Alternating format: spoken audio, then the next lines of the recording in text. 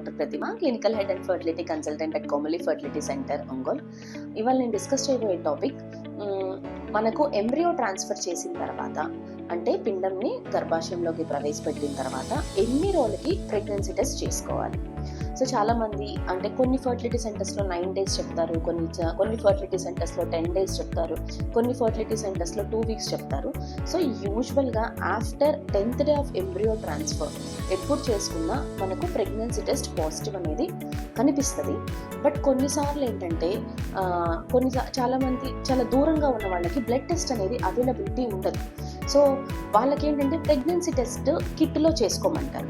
So అలాంటి వాళ్ళ కిట్లో చేసుకున్నట్లయితే అంత ఇనీషియల్గా మన యూరిన్లో ఉండేదాన్ని, బీటా హెచ్సిజీ అనే హార్మోన్ని కిట్లో డిటెక్ట్ చేయలేము.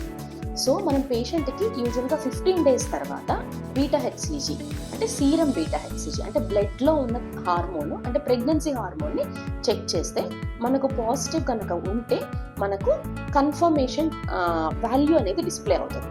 Beta HCG value anything more than 5 అనేది పాజిటివ్ కింద లెక్కగా తీసుకోవచ్చు. Thank you.